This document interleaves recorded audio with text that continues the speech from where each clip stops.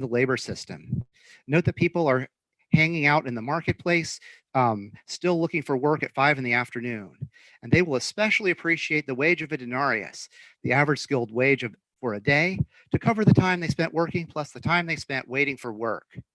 Unemployment was a huge problem in the ancient world, since especially at Rome, unemployment tended to produce political unrest, okay, or people hiring themselves out as political thugs for one faction or another. This brings us to our next passage from Suetonius's Life of the Emperor Vespasian. The Emperor Vespasian ruled, let's say, 69 to 79 AD. Suetonius often has a tenuous relationship with the truth and is more interested in his subjects' sex lives than in their economic policies. But in a section featuring a grab bag of sayings of the Emperor Vespasian, Suetonius relates that Vespasian was concerned about the level of employment on his projects in the city of Rome. And when a craftsman was promising that he would bring the large marble columns onto the Capitoline Hill at small expense, the emperor refused the reward in exchange for a comment that was above average. He sent back the device after declaring that he would allow the lower class to feed themselves. End quote. We know that the columns were brought up to restore the building on the Capitoline Hill, known as the Temple of Jupiter Optimus Maximus, one of Rome's oldest and biggest temples. Vespasian started or finished several building projects, such as the Temple of Peace in Rome, and even in other cities, like Brixia in northern Italy. In other words, Vespasian's public works projects were not simply for the beautification of his empire and propaganda for himself, and to prevent being deposed by angry mobs, but to provide jobs for impoverished Romans, specifically the bottom of the economic pyramid, even if that meant jobs like schlepping a column up a hill. The Latin word I translate here as lower class, plebicula, literally means little people.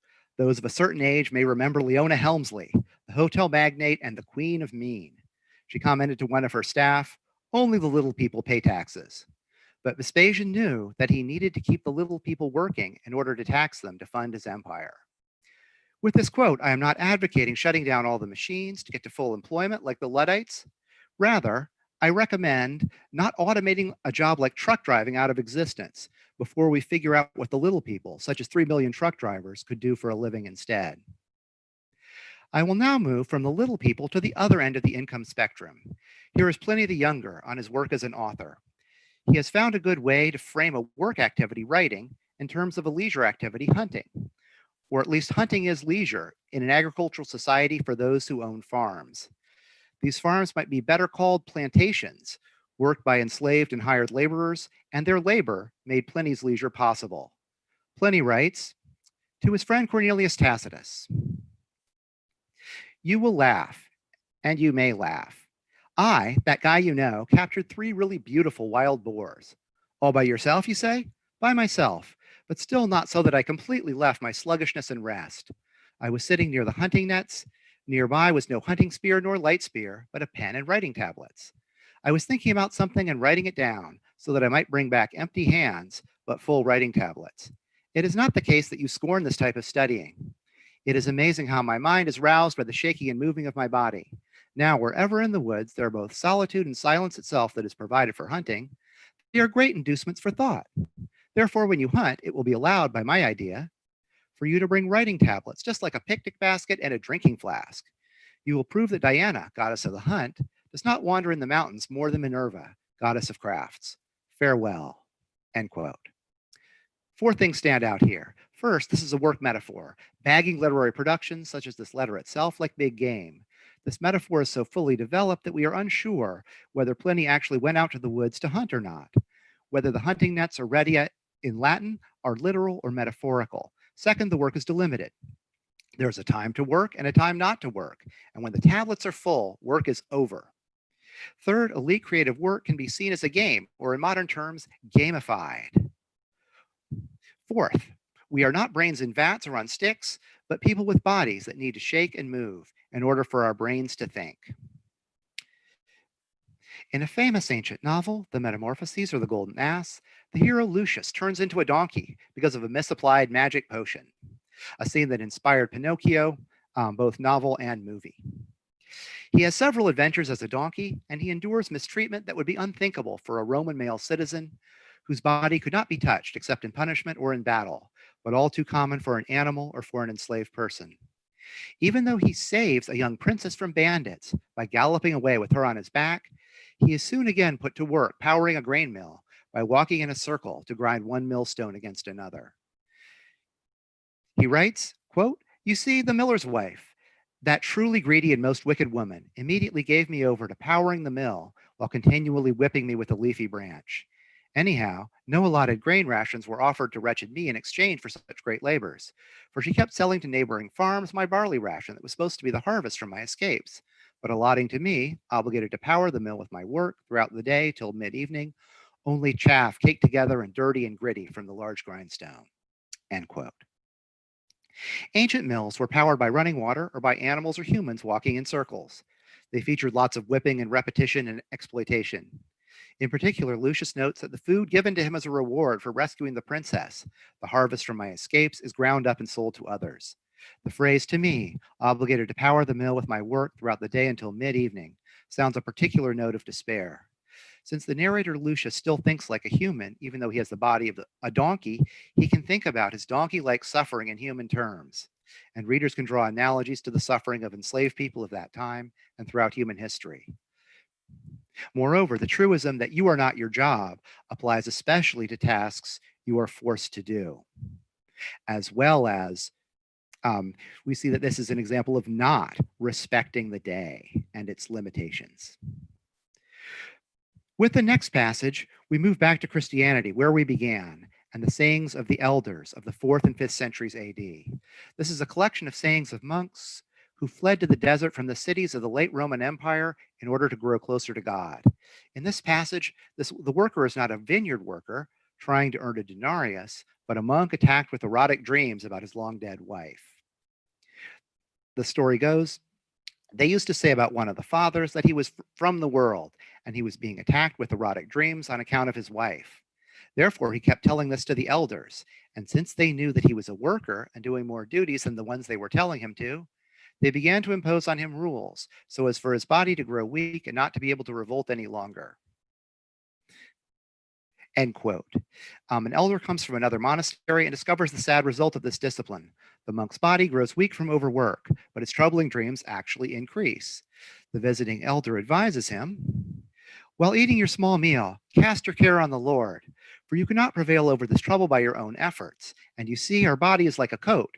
If you care for it, it stands up, but if you neglect it, it rots." End quote. The story concludes, the suffering monk followed the advice and was cured. Two things stand out. First, in a monastic context, as in the world, there is a temptation to overwork, to go beyond a full day, which should be avoided.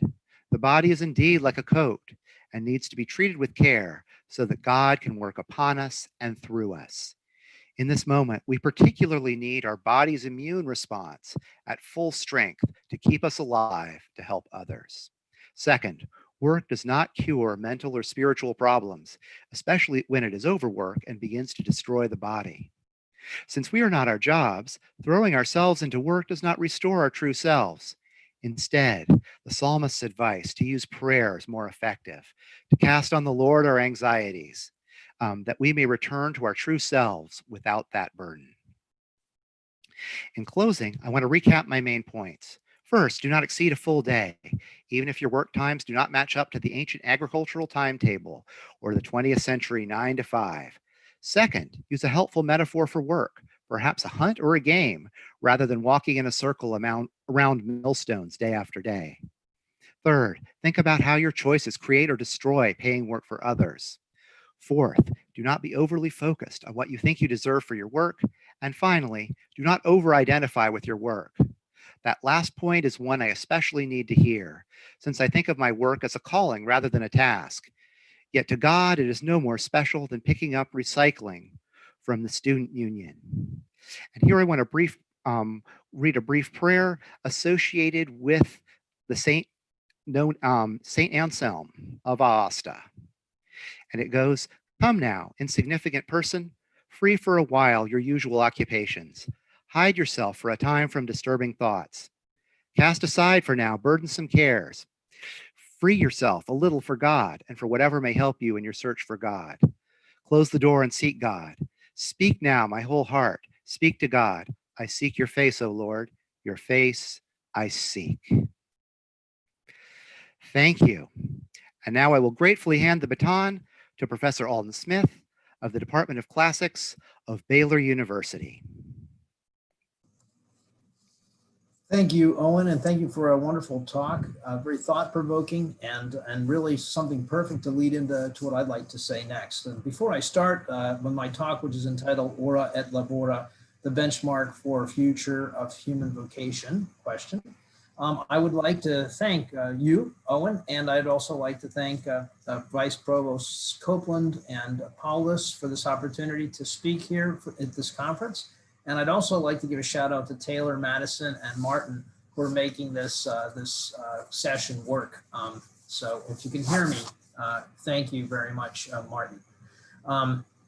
I'd like to just begin with a reflection about what happened in 2016 when a major earthquake struck Norcia, which is a city in Perugia, in Italy, in what the Romans called Umbria. Over 300 people tragically died there, and much of the town was destroyed, including a basilica of St. Benedict, which was the central place of worship for the monks that lived in that town. These Benedictine monks of Norcia had to remake the monastery's central place of worship, which is now a sizable chantry made out of wood, with the look of a rustic country chapel rather than the traditional stone Catholic sanctuary, and it's located just outside of Norcia proper.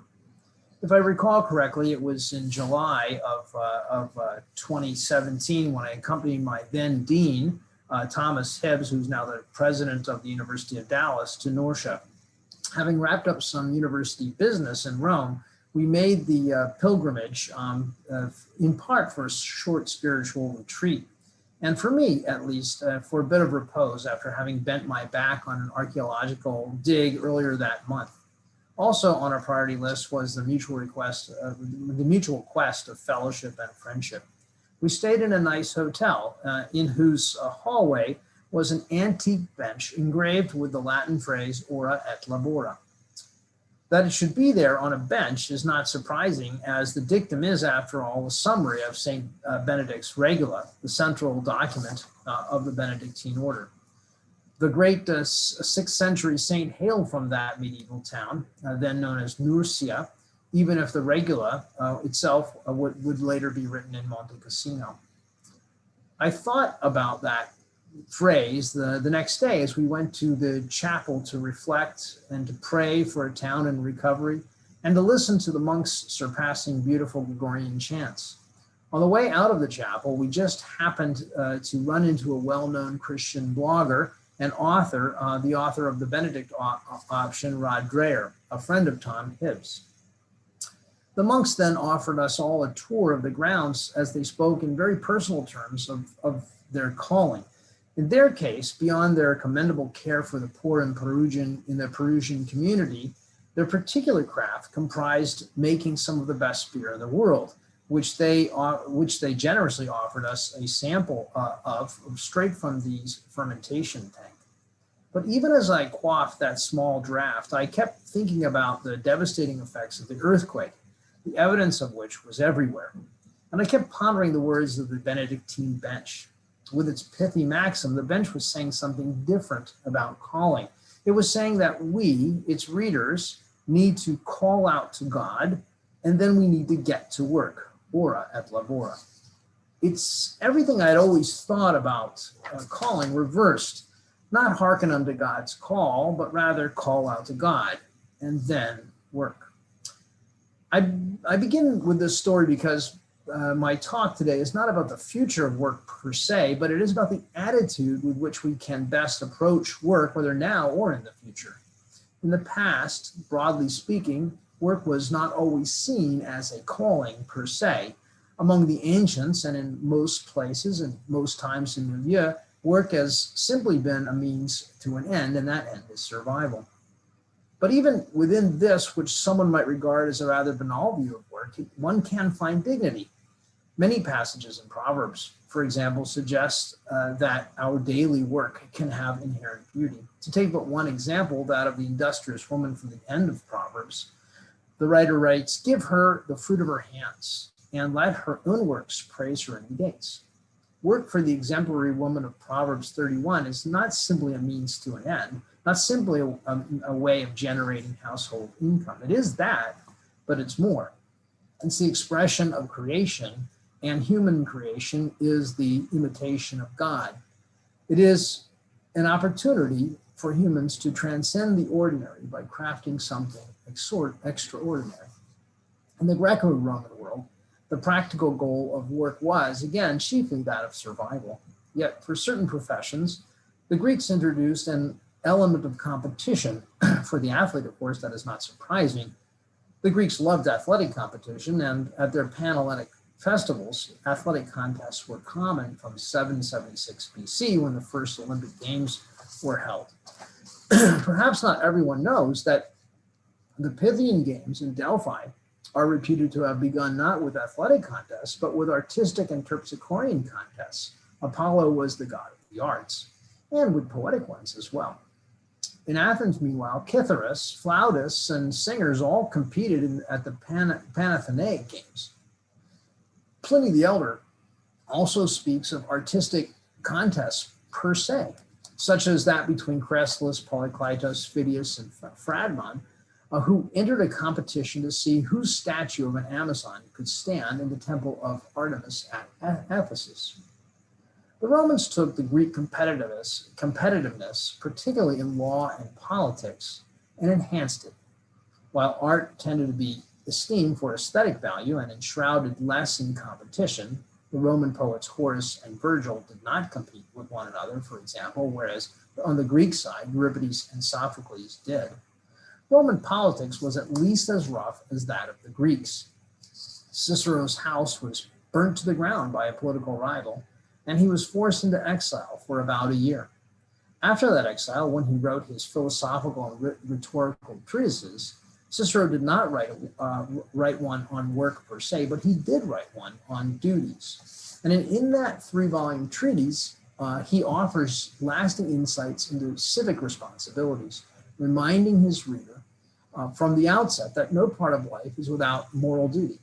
And though it comes from a later period, a gnomic maxim found among the Dicta Catonis reflects the pragmatic view of work that the Romans held. When labor is held in contempt, the maxim says, mortal poverty waxes.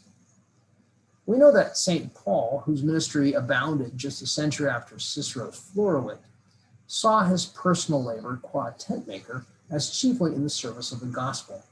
But Paul's view of work was, in a sense, sui generis, not simply because it is cast in the context of his vibrant ministry that laid the foundation for Christianity, but rather, as any student of the New Testament who has contrasted the work of the idea of work in the book of James with that of Paul knows, for Paul, the notion of work, at least in the context of proving one's own worthiness before God, was futile, to say the least. In fact, in spite of some less than fully clear passages, such as Colossians 1:24, by and large, Paul saw a works righteousness mentality as essentially detracting from the work of Christ on the cross. In Romans, he writes, therefore all flesh, and by flesh he means humankind, shall not be declared righteous in God's sight by the works of the law, for through the law there is recognition of sin. Christ's view of work, if one can say that, is expressed in the gospel accounts.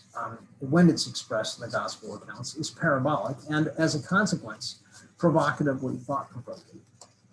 He speaks of day laborers in the vineyard, as Professor Ewald mentioned in Matthew 20, as meriting the same pay, no matter how long they work.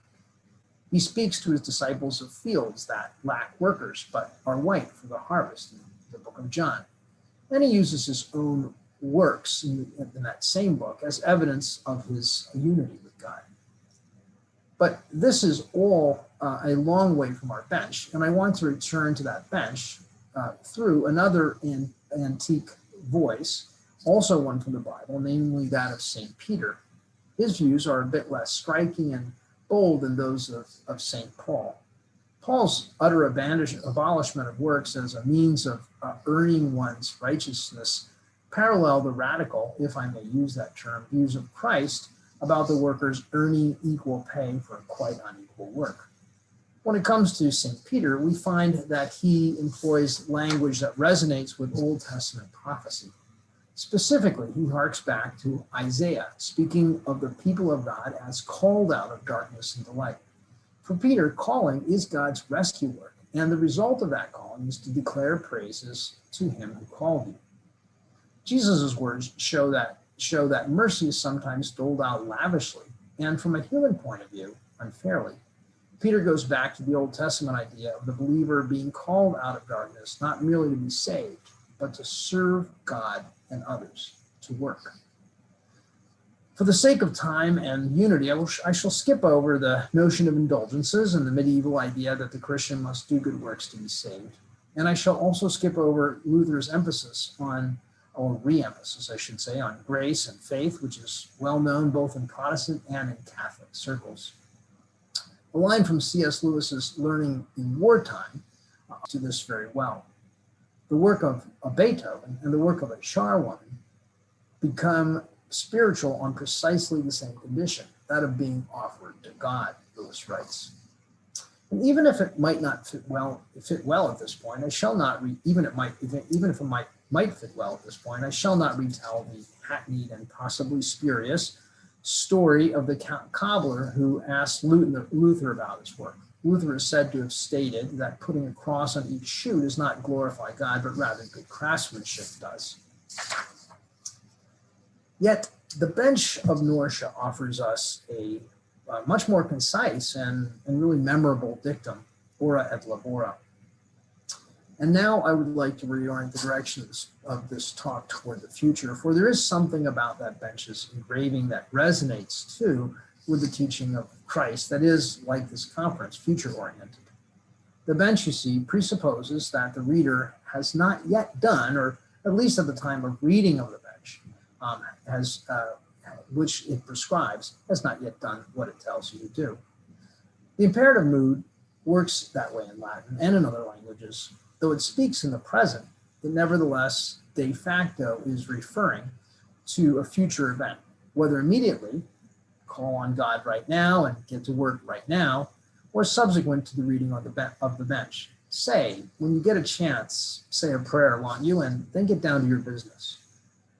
The bench doesn't say which is intended, and much can be left to the reader.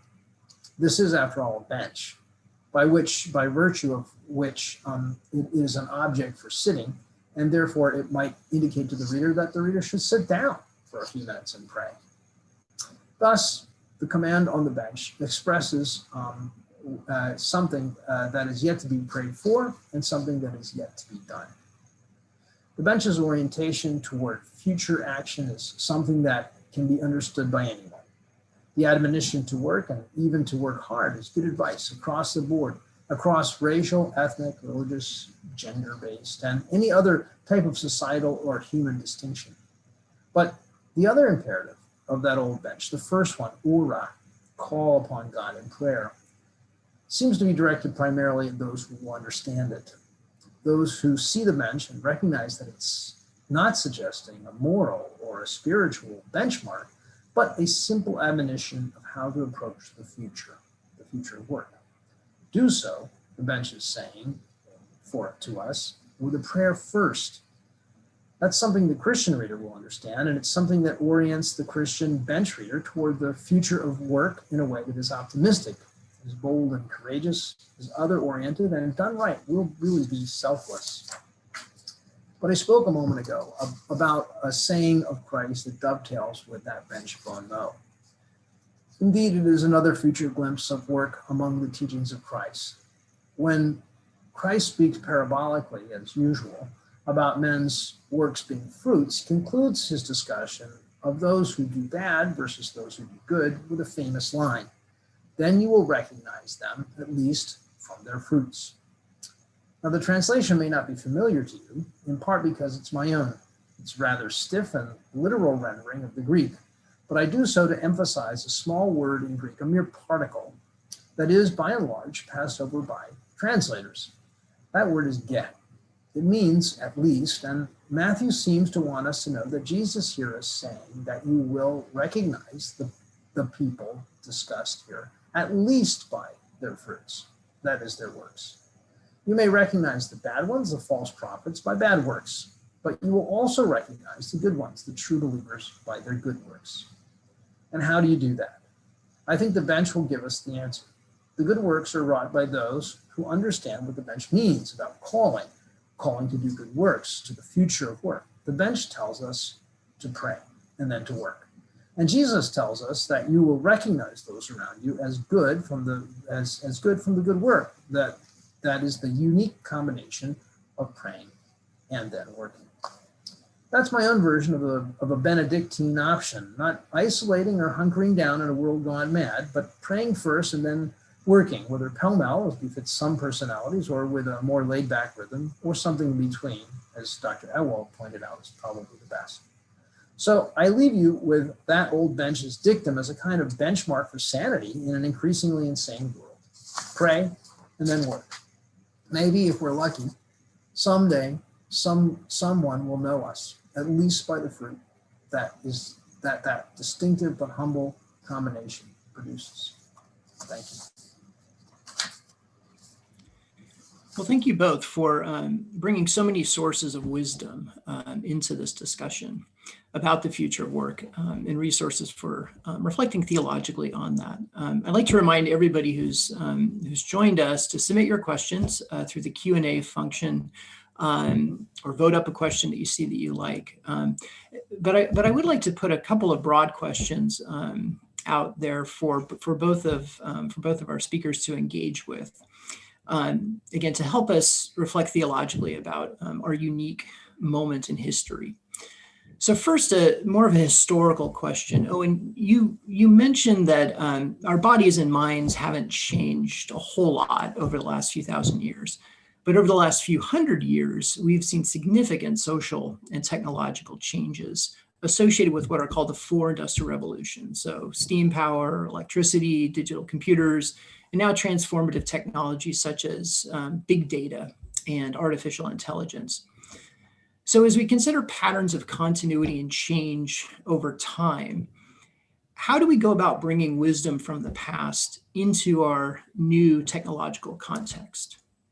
And Owen, do you want to answer that? Sure. Thank you, Michael. Okay. I'm a historian. I'm really not a historian of recent eras.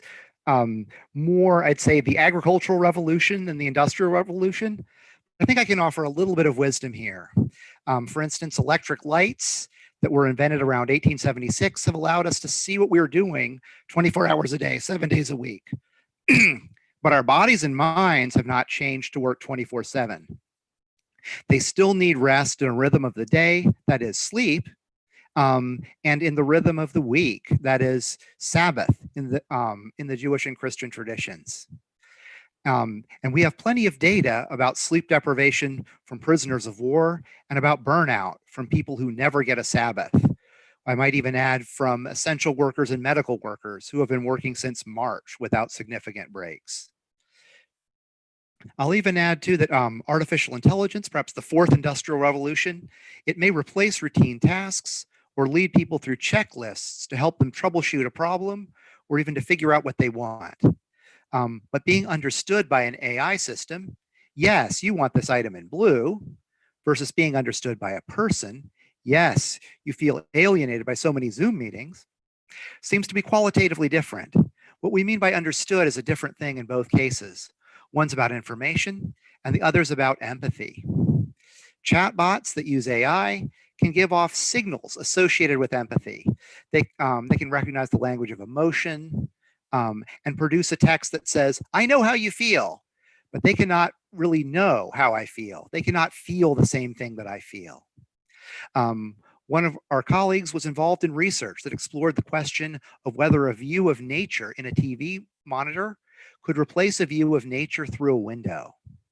And the answer decisively, statistically, scientifically was no. Our brains are not fooled. The TV monitor is not as satisfying as looking at real nature.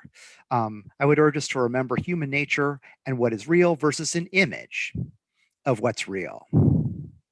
Okay, and I hope that's at least something to chew on, at least a stab at that question. Yeah. Thank you. That's good. Alden, do you have comments or responses? Sure. It's Dr. Ewald's talk is predicated on this idea that is sometimes controversial today about whether or not humans are very different now than when they were 2,000 years ago. And I think that he's taking the same view I would, which is that yes, things have changed and people change somewhat. Of course, our environment changes us to a degree, but that in essence, there's something fundamentally the same. And as he said, with the dawn of electric lights, that doesn't mean we should work 24 hours just because we can.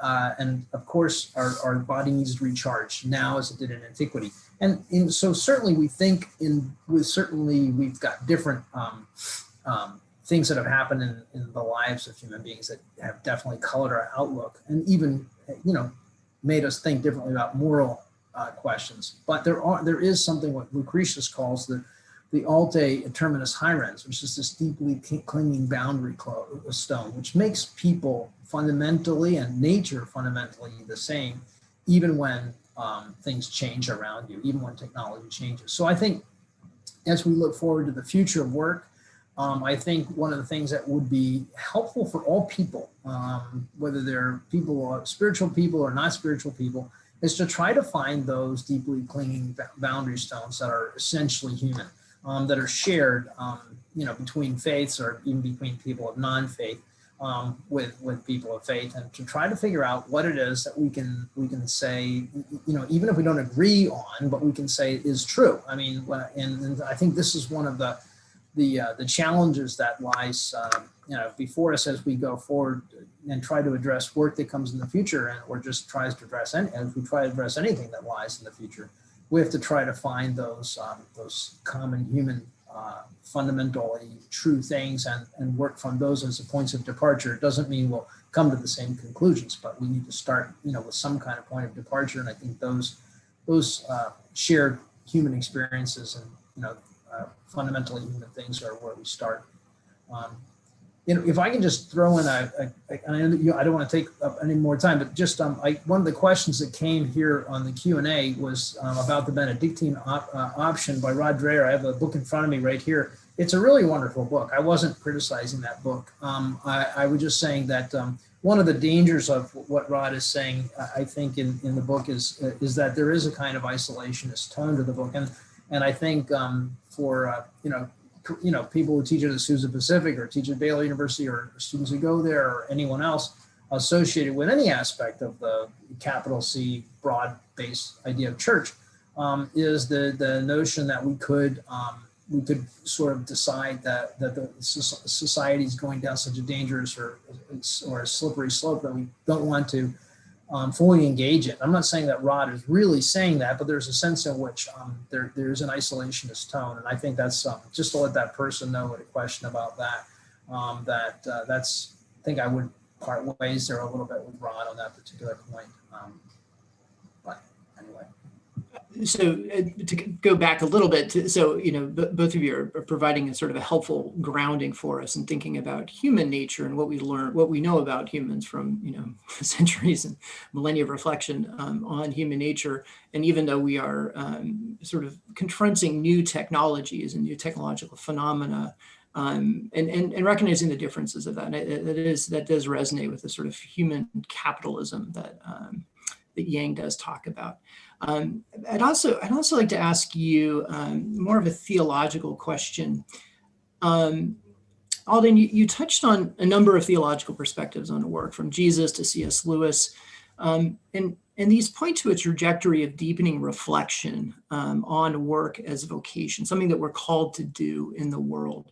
And we see something a similar trajectory in the Bible. In Genesis, humans are put in the garden to do, till the ground, to do very kind of an ancient form of agricultural work. But at the end of the biblical narrative, you have a rather different image, a technological image, really, of a city, the city of God. And this is the crowning vision of new creation, into which humans, the rulers and people of the nations bring into this the honor and glory of the nations, which many commentators suggest could include our works, things that we have created, the good things we have created. And so I'd like both of you to respond to this idea that reflecting on the future is helpful for us as we reflect on work and vocation. And Alden, would you like to start? Sure, I'd be glad to. Thanks for a really stimulating, good question.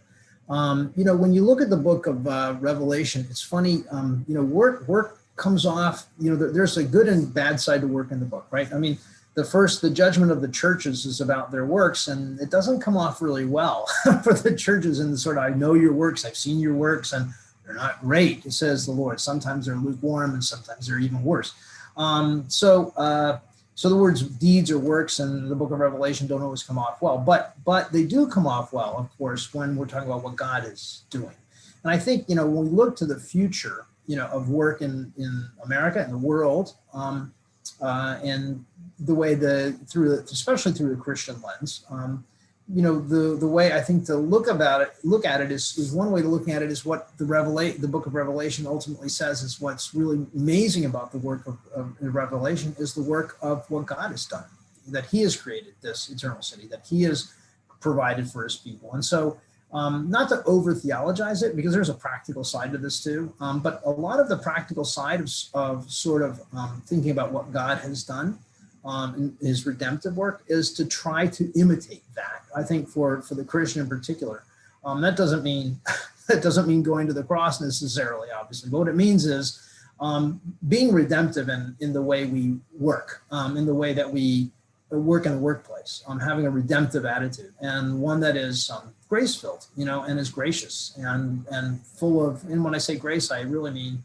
what grace ultimately is forgiveness, right? So it's that free gift of forgiveness. And I think if we have those attitudes when we go to work in the future, and we bring that to whatever technology we're facing, I think the redemptive attitude, the kind and forgiving and gracious attitude, is something that I think can really both be effective now in our work environment, and as we face technological changes in the future, I think it could be a great point of departure, a great thought process for us as people and as Christian people. Thank you. Owen, would you like to respond? So I also want to build on, let's say, Dr. Smith's view of work as, let's say, of God's redemptive work as putting a larger frame around everything that we do, around our existence. And indeed, how to bridge that gap between like work capital W and work with a small w is a big challenge. I also find it helpful to distinguish between the near future, a future where artificial intelligence may be reshaping the economy in ways that we're struggling to understand, and the far future, where God's redeeming work is complete, where there's no more pain or death or grief, but life eternal, as in Revelation 21. I mean, in the near future, we need to figure out how to translate our sense of vocation into paying work as much as possible. And this may even mean such new things as salaries for stay-at-home parents. If we value the caring economy, we need to fund it, as Mr. Yang points out. And I hope that there are ways we can use the far future, the city of God, a city devoted to love for one another, as a vision for how to shape the near future. We've seen similar things in how science fiction authors often use a fictional far future to point out ways we can do better now. But I suspect that in the far future, God has something amazing in mind, something we could not even have predicted, to cultivate our full humanity in the context of eternal life. So thank you, Michael. Yeah, thank you, Owen. We have a couple questions from Paul Lee here.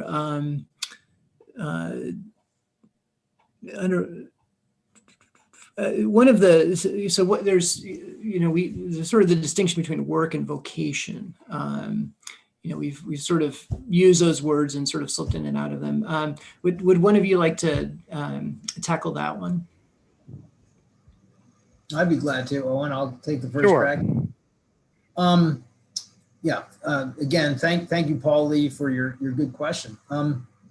I think, when I look at the phrase ora et labora, well, I think before I got to Norcia, I always thought of that phrase as the two sort of things you should do: pray and work. These are your this is the summary of the regula. And I don't think that's wrong. That is certainly true. And that could be our vocation, right? That our calling to God is to glorify him by praying and by working. And I'd always thought of that because that wasn't the first time I saw the phrase. I mean, it was the first time I'd seen it engraved on a bench, that's all. But it's certainly not the first time. I knew it was the summary of the regula, probably not written by Benedict himself, by the way, but just by his followers, who summarized the entire regula by that phrase. And it was adopted by many monks through many ages, and it still is.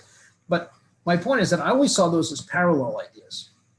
I always thought them as, pray and work. And then it was only when I went to Norcia that I started thinking of them as not parallel, but as part of this giant vocation. But I started thinking of them as sort of, X first and then Y, or A first and then B. And that was the first time that dawned on me. So, to try to answer the question, which is, again, the question of vocation versus calling.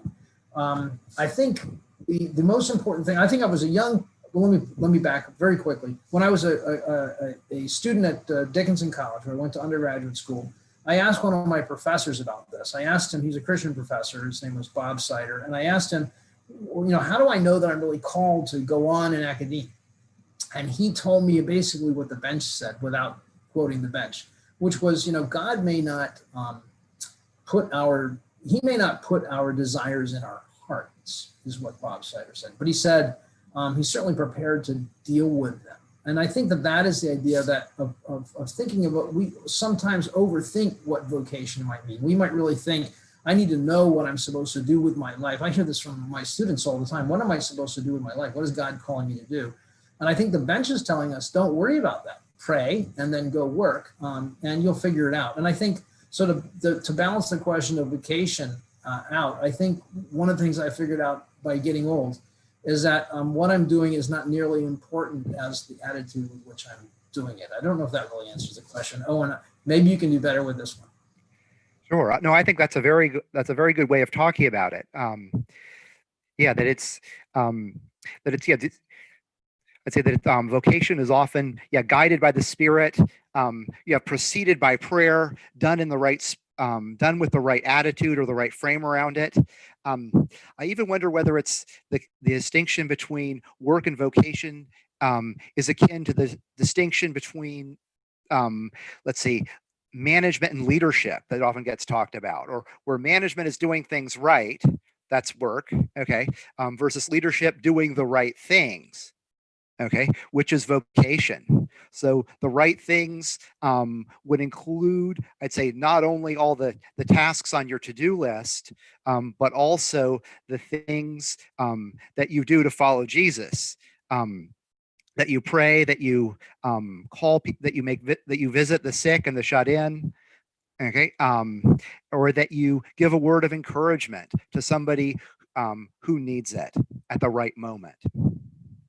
So I think like vocation is sort of much more broadly encompassing than, I'd say, than what we happen to have been hired to do. I agree with that. Good. There's also an important distinction between work for pay, for some sort of economic, benefit, or some, versus just work, which is just completing a task or laboring towards some end.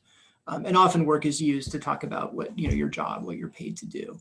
But I think in the biblical text, when you look at God creating, God's work of creating the world, different human works, whether they're to perform tasks, till the ground, or works of righteousness or whatever. I mean, those are different kinds of not for compensation, right?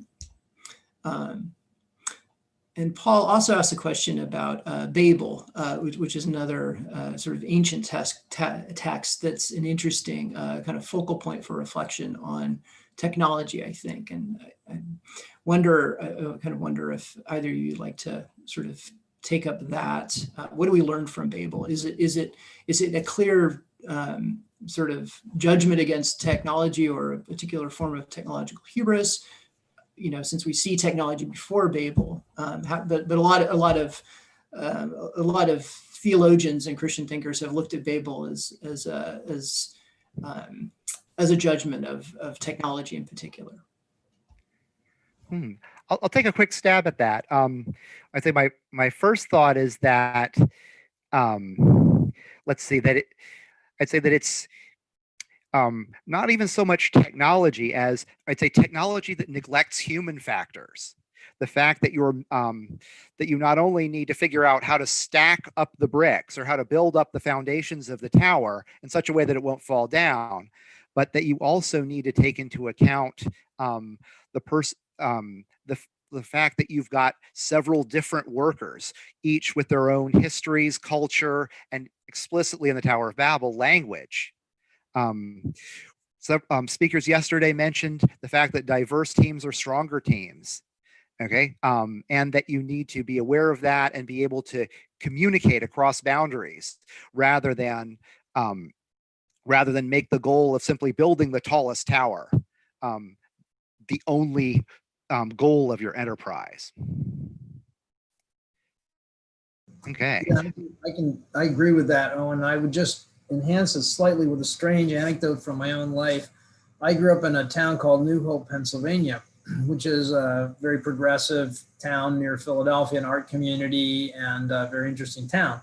And when I was a very young child, there was a Methodist church in the middle of the town, kind of the central focus, I guess, spiritually of the town, where a lot of the town people went to church. But over the years, the town became, I would say, a little bit less spiritually oriented, and eventually the church folded.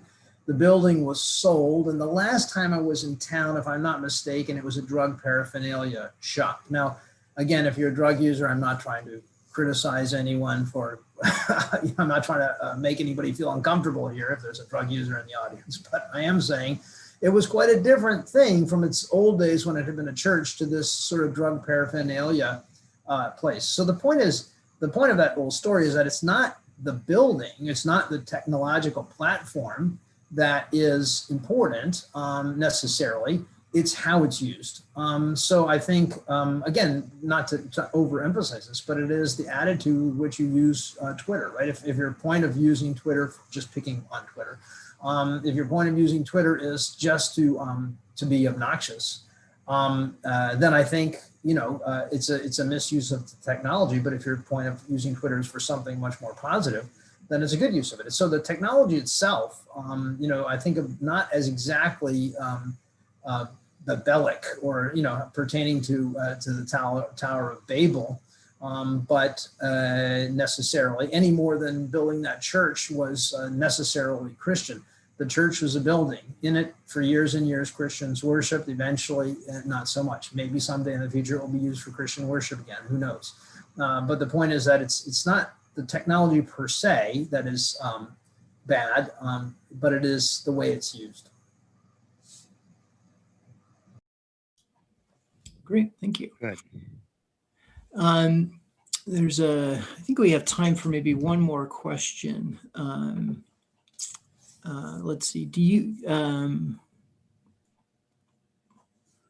Helen has a question about the spiritual conditions necessary for enabling people to do different kinds of work. We want to reimagine work.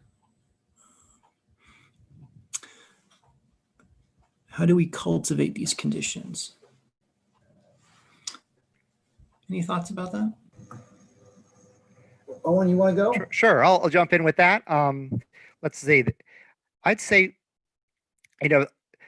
one thing that's been helpful for me is to think back to my own kind of formation about the conditions under which I grew up and how many people, let's say, including my mother, my father, my Sunday school teachers, did all kinds of work that helped shape me into the person who I am.